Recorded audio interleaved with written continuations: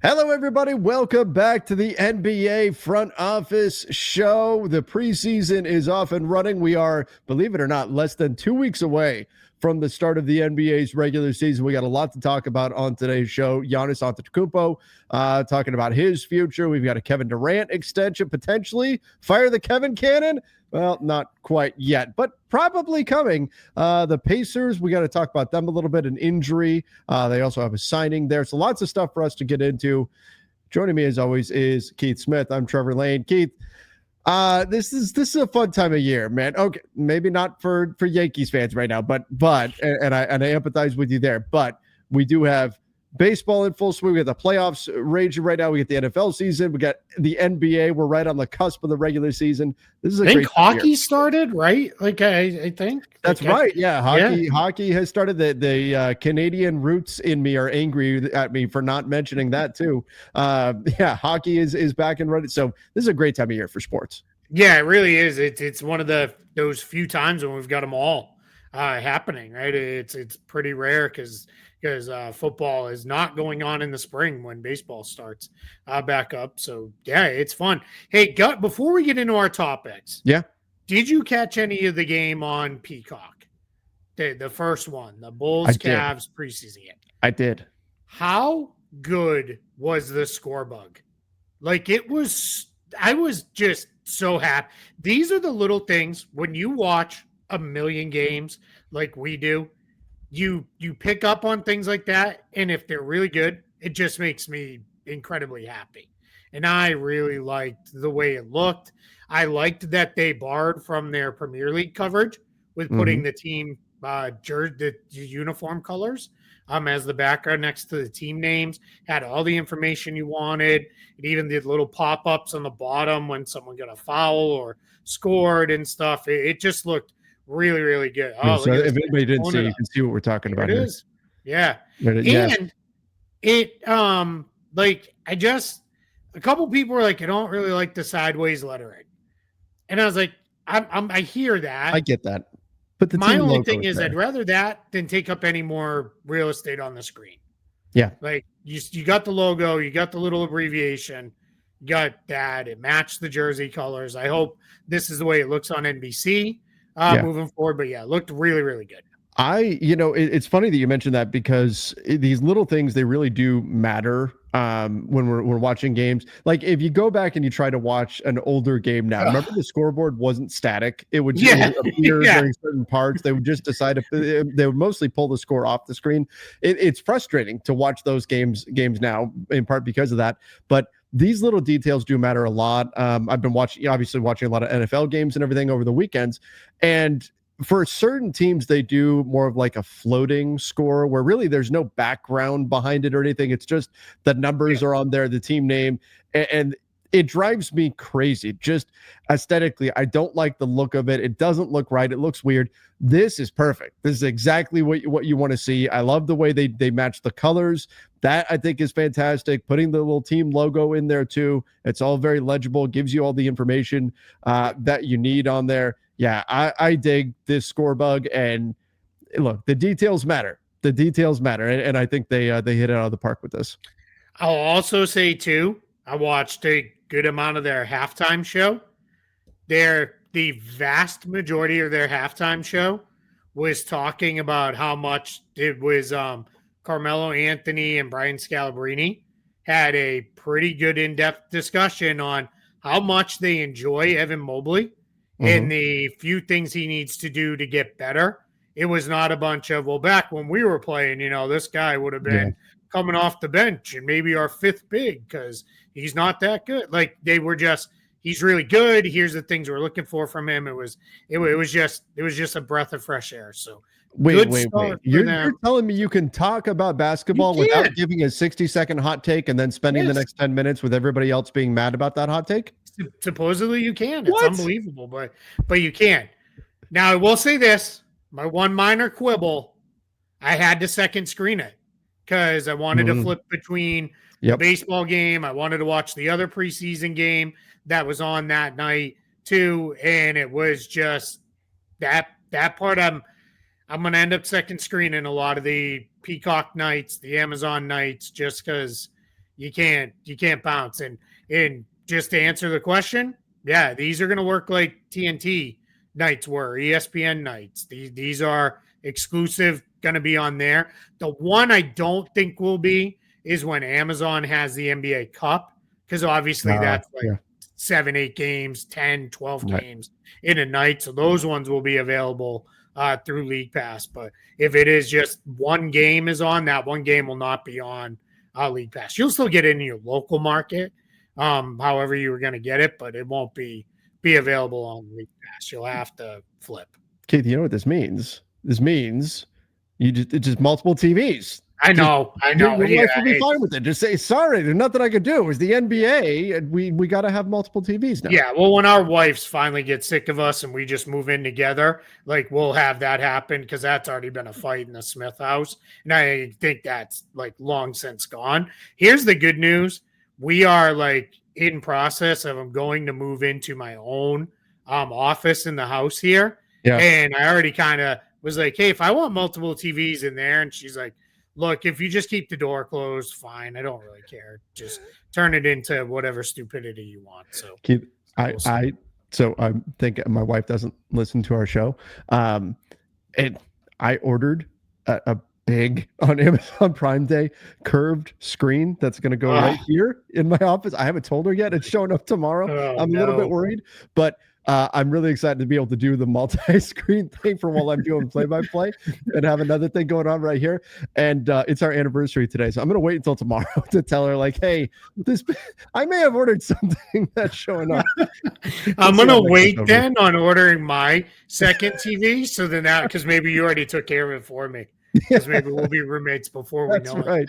It's going to be happening sooner than you think. Yeah. All right. Live shows every day from the same office. That's right. It'll be glorious. Oh, man. All right. Let's go here. Let's get into it. We're 7 minutes into the show. Let's actually get into our news topics for the day. Giannis does speak on his future, and he didn't sound super convincing in terms of staying a Milwaukee. But let me say this. I don't think there's any teams that were, maybe keeping an eye on things, maybe stockpiling assets, getting ready for a potential Giannis trade in the future. I don't think there were any teams that were less emboldened by what Giannis said. A lot of teams around the NBA went, ooh, okay, let's make sure we're ready. I don't know, like 6-7 months from now. Yeah, and just if anybody hasn't seen it, basically what he said is like, when the season starts, I'm locked in. And I don't think anybody doubts that. Giannis is not going to show up and go through the motions or anything like that. He's going to play as hard as he always has. He's going to try to lead the Bucks. And he's basically like, hey, I'm here. I'm in Milwaukee. I'm on the Bucks. Let's go. Let's try to win. But then he said, look, and if at the end of the year I change my mind, like, I'm allowed to do that. And that's the part where that's a little bit different, right? We've never actually heard him kind of go to that level directly. We've heard this is where Giannis is at. This is what he's thinking. These are the things. Speaking of hot take culture, this caused Kendrick Perkins to be like, just say you want to trade, like, grow up, be a man, like, stop trying to please everybody and not upset anyone. And, just a bunch of silliness there. But in reality with Giannis, I think we're at the point where he is like letting people know, hey, if I say in whenever before the trade deadline, I don't think it will be, but next June going into the off season, I'm ready to be traded. It's not a surprise. Don't get caught off guard. I let you know long in advance. Well, I mean, far be it from me to agree with Kendrick Perkins generally. I'll say this, though. I think if Giannis already knows I'm not going to stay, if he knows that, then let the Bucks know. That doesn't mean they have to trade him right now. Yep. But just say, hey, look, guys, this is probably the direction we're heading. Just so you know, you can start preparing, scour the market, that type of stuff. Like, I get in that sense. Now, is it he should just demand a trade right now and he's not a man if he doesn't? No, that's WWE style promos, right, that we're trying to get into. We're turning the volume up on everything way too high. But Giannis, in terms of him saying like, hey, 6-7 months from now, boy, this is the opposite of what Nikola Jokic said. Basically, Jokic saying, no, I'm never leaving the Nuggets. Giannis said, hey, I may change my mind in 6 or 7 months, which would be right around the end of the season. Yeah. Again, this is more an indication that he is going to put winning above all else. Keith, I think if the Bucks were a legitimate championship contender, he would not be saying this right now. 100%. He's putting he doesn't. It's not that he doesn't love Milwaukee. He loves Milwaukee, but he loves winning more. And if he needs to go somewhere else to win, he will do that. And I think that's what the league is bracing for, because I think the belief is that the Bucks are not, despite the drastic move to waive and stretch Damian Lillard, despite the signing of Miles Turner, I think the general belief is that the Bucks are not good enough. You know, in the NBA's GM survey that came out today, they were predicted to finish sixth. I think tied for fifth, I guess technically, in the East. That's not good enough for what Giannis going into his age 31 season wants. Yeah, and I did, just related to the standing stuff. 2 thoughts. One, people have been saying, hey, when are you guys going to do predictions? Next week. We will do that next week. We always do it the last week of the offseason, just in part because you don't want to pick a team to win a title and a guy, breaks his leg in the middle of a preseason game. And it's like, well, now that I would change it. So we try to wait. But my second thing is Kevin Pelton released his, it's like his stats-based modeling predictions for the standings. He had Milwaukee, I think it was 6th, behind both Indiana and Boston in the East. Now, his models are not as high on Atlanta as most seem to be, but also not super high on the Bucks, right? Like, I think a lot of people are thinking, if you just kind of rattling it off the top of your head, all right, Cleveland, New York, Orlando, then Milwaukee's right there. And they could be. I mean, maybe this all works out. This is Pelton's list right here. Perfect. Yeah. So I mean, that's just kind of rough, right? But I don't think that's inaccurate, because if you look, can you flip back to the cap sheet roster there? Yeah, if you look at it, there's not a lot of on-ball creation in this group. Giannis is going to have to do a lot of the heavy lifting, creating. It's kind of Kevin Porter Jr. and him, and then a little bit of Cole Anthony, a little bit of Ryan Rollins.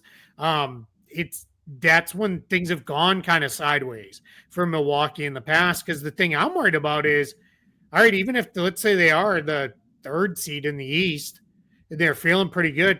Is Giannis going to have enough left in the tank by the time we get to the playoffs? Like, if he has to do so much throughout the course of the year. So that's the thing I'm worried about. I mean, if you look at this cap sheet, there's not really any bad salaries on there. Everybody's pretty tradable. So it feels like a roster that's not necessarily finished.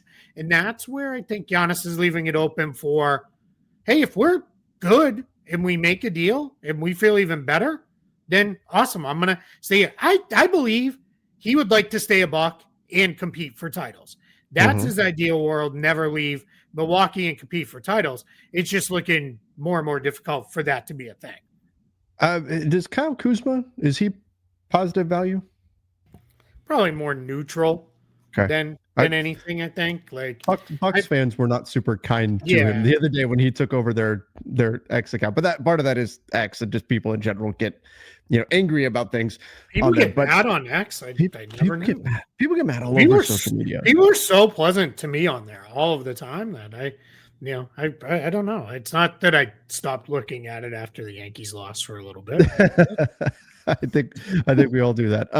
But Giannis is a guy that obviously is going to generate a lot of interest around the league. Doc Rivers was incredulous about why anybody would be talking about this, because Giannis keeps talking about it, because Giannis keeps leaving the store open.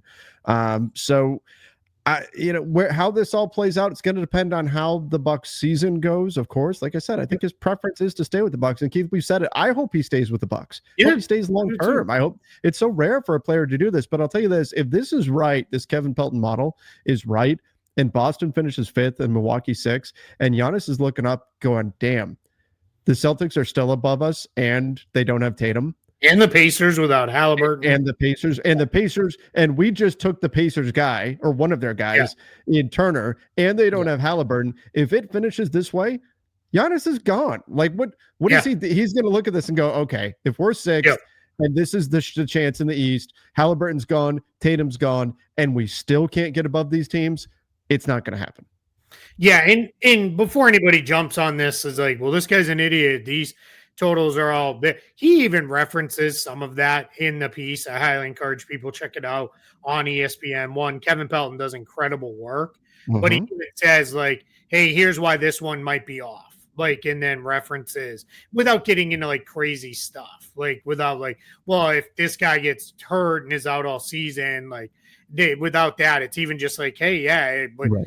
and sometimes he gives a little insight into doesn't really like their shooting, or this team was naturally healthy the year before, so it's weighting that a little bit different, and he kind of gets into some of that. But yeah, my only other thing that I'll say on Giannis, and this came out of I was having some conversations with some front office people this week, and one of them really made the point very like hard, was like they missed their window because before you waived and stretched Dame, if you're going to trade Giannis, you probably should have just done it this summer. Yep. Should have just opened Before up. you do the wave and stretch. Yep. Open up a bidding war. Wait, then trade Giannis. Got all the stuff for him. Yeah, get the mega haul back for him, and then if you ride out Damian Lillard's contract for another year, and then try to trade him, whatever it is, could have done that. But now it's like it almost feels like you don't have any draft picks. You have this $20+ million on your books for the next few years in dead money. Like, where are you going unless you return the absolute mega package for Giannis? And one of the things we got into was, could that turn it a little more into, all right, we are not going to get the here's 5 picks and swaps and young players X, Y, and Z kind of package? Could that turn it into, then is the Knicks package more attractive, where it is there's a couple guys who can help you win and be a playoff team, because you got to ride out some of these other factors for a little bit. So it's just not a great situation. No, definitely not. And to put a bow on it, it still, I think, is in the spot where the Bucks will not trade him unless he asks for a trade. Yeah. And I think Giannis is a little bit hesitant maybe to do that. I get it. He loves Milwaukee, but I think everybody can see at this point where it's headed. Yeah, understandable. All right. I'm not going to fire the Kevin cannon on that. We'll save it for special occasions here. But optimism on Kevin Durant extension before the season. Sounds like he wants to extend with the Houston Rockets. They would like to have him there. Houston, one of, I think, even with the Fred VanVleet injury, one of the teams that I am really looking forward to watching and seeing what they can be. So, optimism that he extends. That's great, especially because, Keith, we already heard earlier this summer that it may not necessarily be like a full max extension here for Kevin Durant. Yeah, and that's where we'll see where ultimately the money lands. But I think the big thing with KD is now he's saying it, people within the organization are saying it. That to me says we're probably going to get this done. And this will very likely be, let's get this done, so then it's not a question every time we go to a new city. Hey, you're going to extend? You're going to extend? What are you going to do for your next contract? It's just done and finished. I will say I watched their preseason game, or the bulk of it, from last night. Man, offensively, they looked like a machine. And they went with the starting lineup that I think could be their regular lineup, which was Şengün, Smith, Durant, Shepherd, and Thompson. And Thompson was the primary point guard. He looked great as per usual, but really did a nice job with the ball in his hands. Reed Shepherd hit a bunch of shots, which looks really good. KD did his thing. When they're in more half-court slowdown sets, Şengün just picked people. Yeah, you're pulling it up right now. They put up 140. I was on the Jazz, but still, they put up 140 points. Yeah. For a group of guys that, haven't played together a lot, because Durant's brand new and Shepherd didn't play much last year. Like, they just jumped right in. And then you just come in off the bench with like, hey, now deal with Clint Capella getting all over the glass, and then get Tari Eason like doing his thing and all that. This is pretty good. They missed 45 shots and they had 19 offensive rebounds. Yeah. That's insane. Almost a 50% offensive rebound rate. Yeah. That is nuts. Yep. Yeah. And Steven Adams didn't play. So, right. Yeah. Good Lord. Yeah. I mean, look at Josh Okogie, had 4 himself. So he's a 6'5" like wing. In 13 minutes. And then 4 for Clint Capella. Yeah. Yeah, Wow. Clint Capella was super active, which is I don't know what his role is going to be other than on the nights when Adams doesn't play, go in and play the Adams role. But like, if you can tell Clint Capella, hey, the 3 times a week you're going to play, just give us everything you have for Mm-hmm. 10 or 15 minutes. That's going to be really hard to deal with because he's just going to be all over there. And then if he commits a bunch of fouls, who cares? Because it doesn't really matter. Like, it's they're even without Fred VanVleet, this team's going to be tough. Yeah, absolutely. They I think still they're down going to though. be good. We're on this box score. Yeah. This is not on the show sheet, but keep going. Go down to the Jazz. Or up. Sorry, Yeah. I forgot who was home. Taylor Hendricks back in the lineup, which was really great, and he looked really good too, which is awesome. After that, I honestly didn't know if Taylor Hendricks was ever going to play again after the way that leg snapped there. And then Ace Bailey. All right. 11 for 16, 25, 6, 3, 2, and 1. Yep. I mean, obviously everybody jumps to conclusions and everything, but like that's a great start. That's a great start. Yeah. That's a if there's any bit of this that is sustainable, even if he finished, he's not going to shoot 11 for 16 every night. But if he is a 18, 5, and 3 guy with a couple of stocks per game, I mean, he's at least giving Cooper Flagg some conversation in the Rookie of the Year competition. Then if he's putting up numbers like that, now tough to do it, of course, against Flagg, but still, I mean, that's a great start for Ace Bailey, no question. I thought he looked, and I thought he looked the part too against going. And most of his minutes and shots came against like real NBA guys. This wasn't like he was out there with a minute left against guys who will be in the G League. Like he just looked good. All right, let's go here. A little update with Team USA. Eric Spoelstra, who is regarded by most as being if not the best coach in the NBA, certainly everybody has him in their top 5 list, maybe top 3, whatever you want to call him. But one of the best coaches we have in this league. He will take over coaching Team USA. There's nothing negative. It's Eric Spoelstra. He's a great coach. There's no downside to this. This is a great pick for Team USA. Yeah, and I think we had kind of thought this would be the way it goes, especially, we went from Coach K to Pop to Kerr. Spoelstra had kind of done his thing over the last couple iterations as an assistant. I think this is great, and I think he's going to do really well on the international level too, which he is known for in the NBA. He comes up with a lot of weird stuff, and he's really good at taking things and implementing them on the fly. And with Team USA, you just don't have time, right? Like these guys spend a couple weeks together before we throw them in a thing. And our teams are so different every time. This is not like, Spain, when they were in their glory years, you knew it was the Casals and Rubio and Fernandez and all these guys who had played together for a decade or more on the national team level. We're mixing and matching every single iteration. And I think he'll do a great job with that. So I'm really excited about this one. As I've said before, I try to be impartial when I can be. I am not impartial when it comes to anything Team USA. I am going to be a complete ugly American, and I want us to destroy everyone and no one to enjoy it but us. And I think this is a good way to kind of get back to that. Yeah, I mean, look, Team USA, obviously some questions. Some of the main pieces for them, elder statesmen, probably won't be back, this next time around. We talk about, LeBron and Curry and KD. I mean, even Anthony Davis. Who knows what that's going to look like? So you want to make sure, obviously, that you've got a steady hand there, because it's going to be turned over to the Anthony Edwards of the world, Jason Tatum, as he comes back from his injury, which it sounds like there's some good news on that front. He's looking to potentially play this season, which would be great.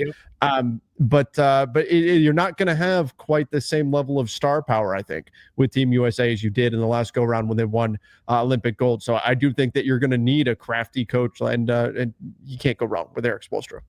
And probably a pretty big part of Team USA going forward. I'm going to guess Cooper Flagg. I don't know if I'll say the very next Olympics. I'm not going to rule it out either. 2028 in LA. Good chance, right? I mean, he was already kind of kicking tail at the Olympic lead up in the practice games when he should have been a high school senior. When he was doing some stuff before he went off for his freshman year at Duke, and so yeah, I think he'll be prominently featured moving forward on Team No Say. Yep. Agreed. All right, we do need to get to the Pacers. Some unfortunate stuff going on there on the injury front. But first, need to give a shout out to our sponsor, and that is Sleeper. Sleeper does a fantastic job. They've got a free promo right now, $20 entry, no deposit needed. So you guys can check that out. Use our promo code CAPSPACE. And if you haven't heard of Sleeper, they do have more than just season-long fantasy leagues that millions of users enjoy playing fantasy sports there, but they also offer live stats, real-time updates, and visualization on all the stats, plus a news feed with lightning fast updates on your favorite players and teams. I use that all the time, and a real-time chat that allows you to interact and engage with other users about individual plays and performance during the NFL and NBA seasons. So download the #1 sports app today. Experience it for yourself. That is Sleeper. Great sponsor here for the front office show. And then use our promo code CAPSPACE, and you'll get a $100 deposit match up to $100. All right, Keith. Trevor, you know what I like about that? The Sleeper, the little logo there thing. I don't know what you call that. It reminds me of the tickets you would get out of like the skee ball machine. Like when you would play that. And remember, if you pulled them just right, you could get like a couple extra tickets. You can sneak a few more out of it. Yep. Yeah. Yep. I wasn't above that. Yeah, no. That pencil eraser. Exactly. Trying to get the pencil eraser, trying to get the little plastic spider ring or something like that. Yeah, absolutely. Give it to your girl. Yeah, that's right. A hell of a Friday back in the day. the good old days. Go play some. I don't want to say Pac-Man because that's even a little bit too far. Like some Street Fighter 2 on the NBA Jam. NBA Jam. These are the shoes. That's when we're roommates, we're getting an NBA Jam machine. For sure. Yeah. That's like one of my dream items I've always wanted is an NBA Jam console in my house. I went to Shaq has Big Chicken, the restaurant. And, and really good. And so I went to the one in Gilbert, Arizona, a few months back, and went there, and they have in there, and I'm like, it's Shaq's restaurant, I think, and there's an NBA Jam machine in the corner, and I'm like, yes. And my daughter saw it. We make a beeline for it. I'm like, this is going to be this bot. I get to introduce her to this game, and this is going to be great. Didn't work. I'm like, oh no, come on. So next time we're there, I'm hoping it will be back in order. Otherwise, whenever she comes and visits us, Keith, then she can play. Yeah, because we'll have it for sure. Perfect. By the time when I get kicked out, when my wife finds out what I ordered when it arrives tomorrow. All right, let's go here. TJ McConnell is out for 1 month with a hamstring injury. Keith, this was one of those things. He was running down the court, and you just saw him pull up. Yep. And you went up. You knew it was either groin or hamstring, just you could tell by the way he was walking, and just terrible. This has been a rough summer for injuries and or off season, I guess, for injuries because we're in the fall now, and it just continues. Out a month, that means the start of the regular season will not be in play for TJ McConnell. And hamstrings are one of those ones where sometimes it takes longer to come back. So here's the thing for the Pacers, right?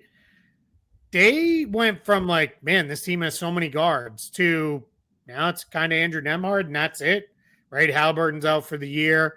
TJ McConnell going to be out for a while. That leaves just Nembhard. We were talking before we came on the air too. In their preseason game, they were doing what they do. They were picking up full court, and Nembhard he's one of the best full court defenders in the NBA. And I had said this on social media, like, I don't know about Nembhard picking up and doing their thing. So like that part, I'm a little like, I don't know.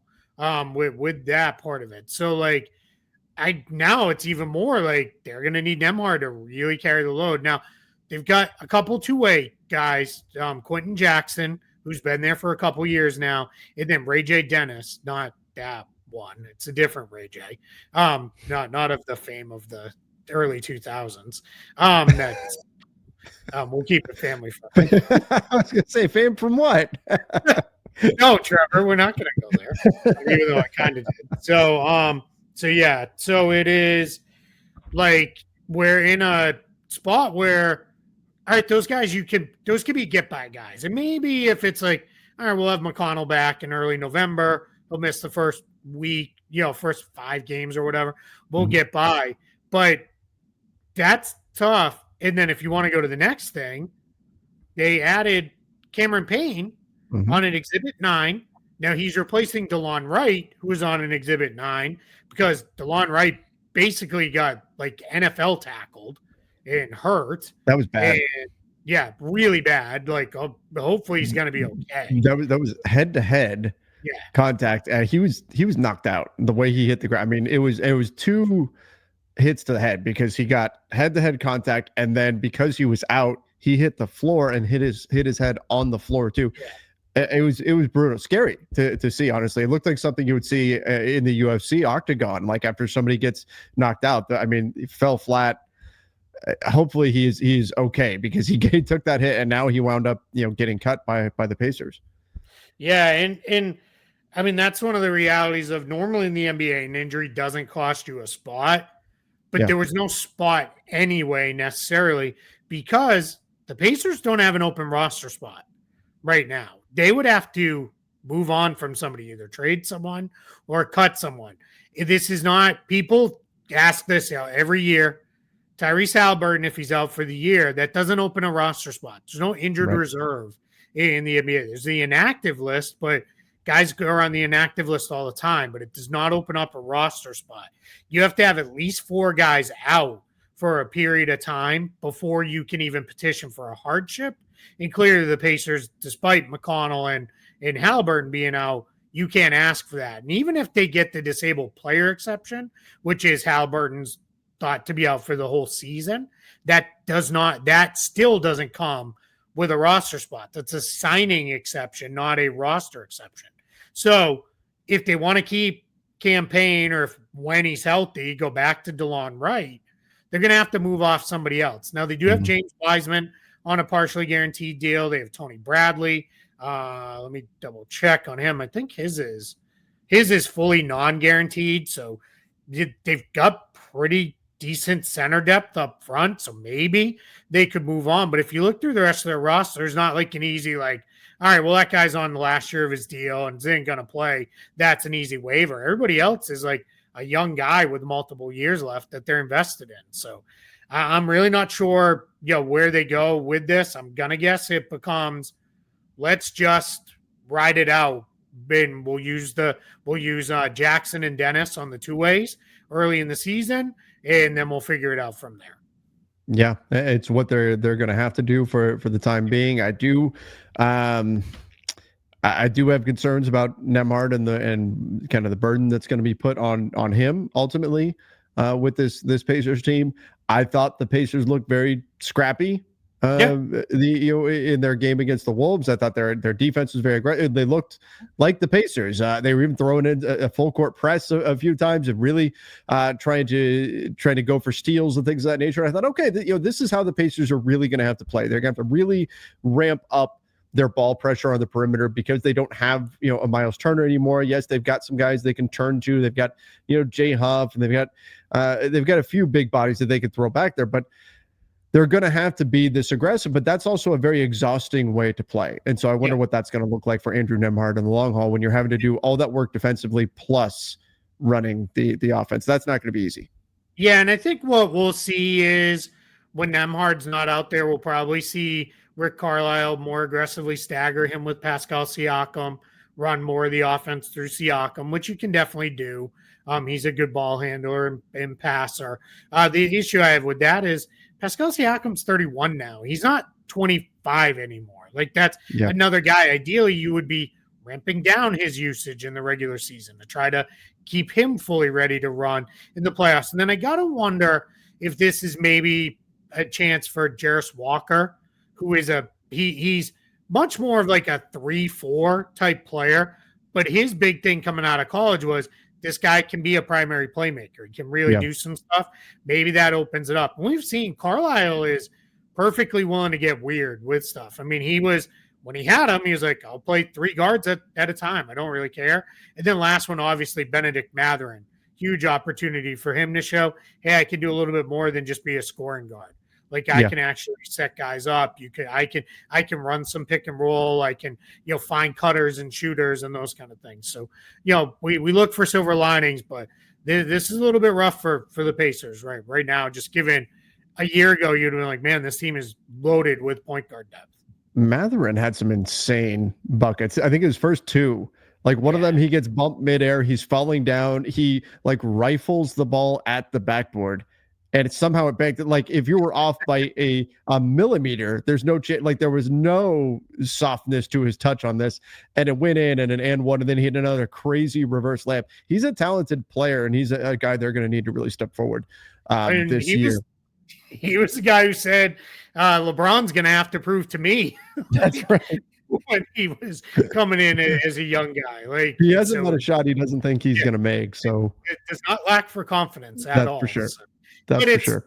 Like, I mean, are you going to be more, or are you going to be Cam Thomas? We both like Cam Thomas. We're both fans, but like we saw the league doesn't necessarily love the Cam Thomas type. Mm-hmm. So, like, if you're Mathurin, you don't want to be Cam Thomas next summer, where it's like, well, I'm still a restricted free agent and no one's offering me anything, and I'm just kind of hanging out. So hopefully something gets done there. All right, let's go here. The Cavs reportedly interested in Malik Beasley. We haven't heard a lot of movement. We heard, he was no longer the main subject. I'm paraphrasing, but the main subject of the investigation or whatever that was. But obviously, he's not fully free and clear to sign with a team to where a team has no concerns. But the Cavs do have interest in him. Of course, shooting makes a lot of sense for this Cavs team. They've got a number of injuries that they're dealing with. Max Strus, Darius Garland. They need guys who can go out there and shoot the ball. But the Cavs also financially a very, very expensive team. Can this work for the Cavs to go get Malik Beasley? And then what would that have to look like? It has to be a minimum deal. I mean, they've got roster spots that they can offer. The Cavs, the Cavs, as we talk today, are the only team in the league that is a second apron team.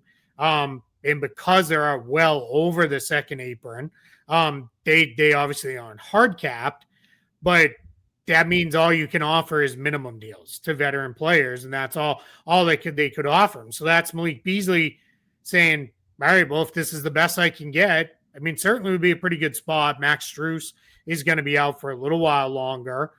So just a good spot to land in if you were Malik Beasley, because great team. They'll, clearly they know how to use shooters there, as we've seen with Strus and with Sam Merrill.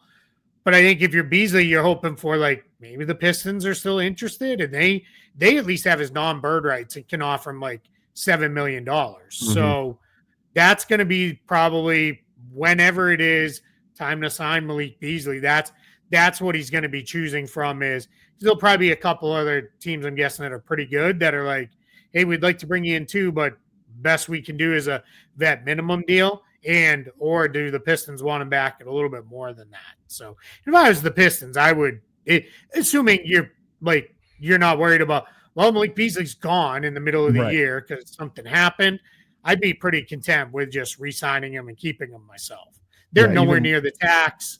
Just keep them there. And that's kind of the way I think it should go, but we'll see.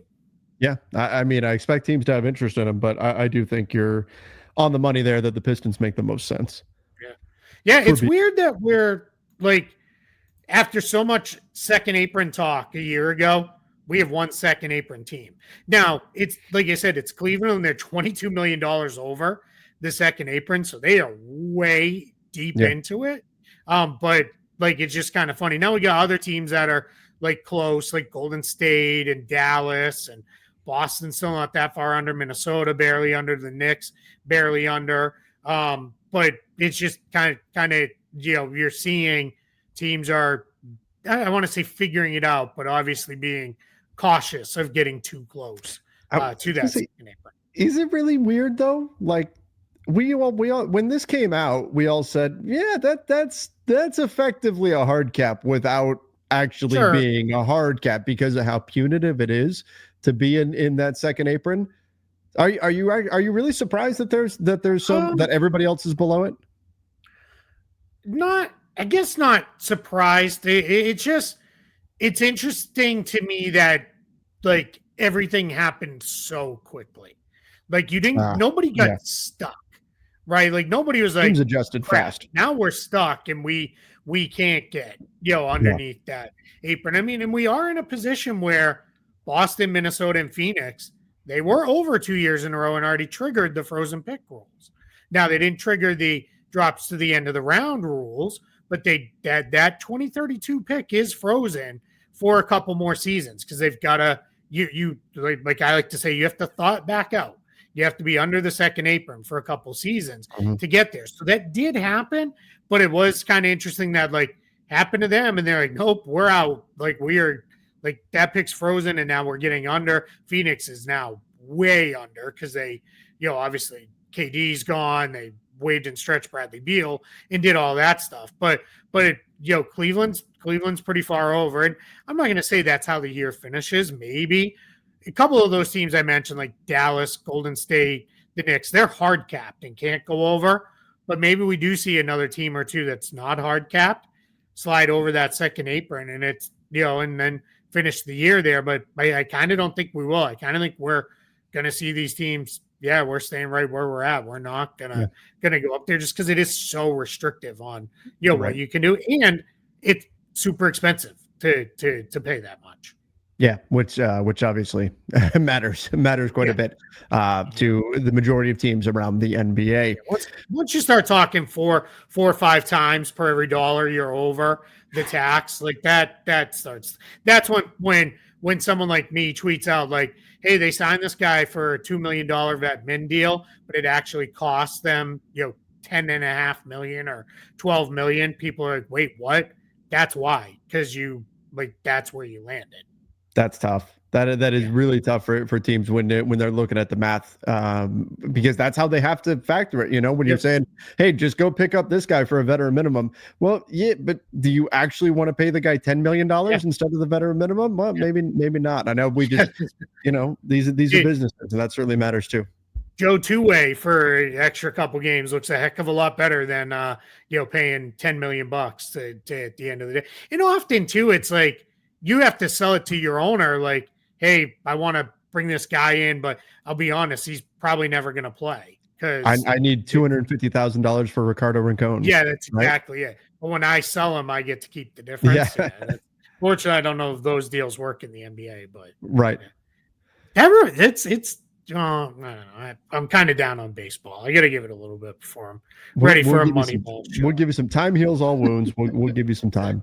I still do love Moneyball, though. One of my favorites. That's a great movie. Great movie. All right, everybody. We appreciate you for joining the show. Please make sure you do subscribe right here to the channel. Tomorrow, we'll have Front Office Friday. We'll be live. We'll let everybody know what time we're going to go live at, but we'll be live tomorrow for Front Office Friday. So get your questions. Come with the questions. That's right. That's right. Go. We're like, we're a week and a half from the season. Come on. Let's go. Let's go. All right, everybody. Thank you. Till next time. See ya and stay safe.